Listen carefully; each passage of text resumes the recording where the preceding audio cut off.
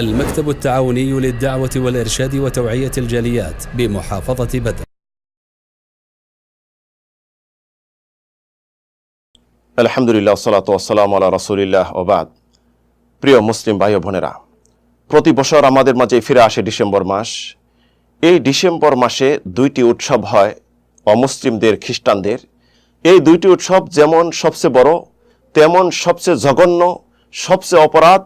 এই উৎসব যে উদ্দেশ্য হয়ে থাকে, এই উদ্দেশ্য মুসলিম জাতি অন্তর কিছুই পরিবর্তন হয় না, অথচ এই উদ্দেশ্য যেই হয়ে থাকে অনুষ্ঠানটি, এতে আল্লাহ রাব্বুল আলামিনের আকাশ বিদীর্ণ হওয়ার উপক্রম হয়, পাহাড় পর্বত চূর্ণ বিচূর্ণ হওয়ার উপক্রম হয়, এই জমিন ফেটে চৌচির হওয়ার উপক্রম হয়। এর উদ্দেশ্য হলো, প্রথম যে উৎসবটি হয়ে থাকে 25শে ডিসেম্বর, ক্রিসমাস ডে, অর্থাৎ মহান রব্বুল আলামিনের সন্তানের জন্মদিন। নাউযুবিল্লাহ, ইন্নাল্লাহা তাআলা উলুওয়ান কাবীরা।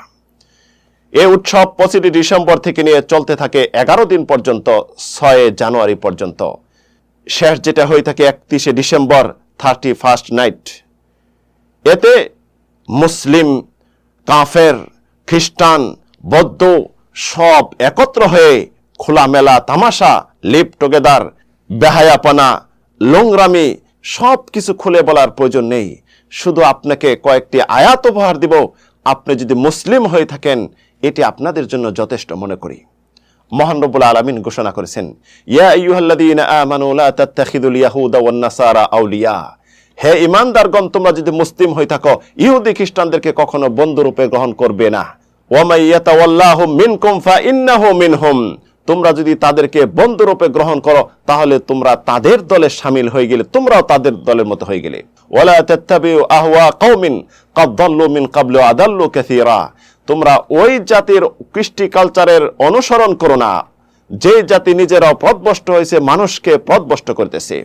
রাসূল সাল্লাল্লাহু আলাইহি সাল্লাম ইরশাদ করেছেন, লা তাত্তাবিউন্না সুনানান মান ক্বাবলাকুম শিবরান বিশিবরিন ওয়া দিরাআন বিদিরাইন লাউ সালাকু জুহরা দাব্বিন লা সালাকতুমুহ। কুলনা ইয়া রাসূলুল্লাহ আল ইয়াহুদ ওয়ান নাসারা, ক্বালা ফামান।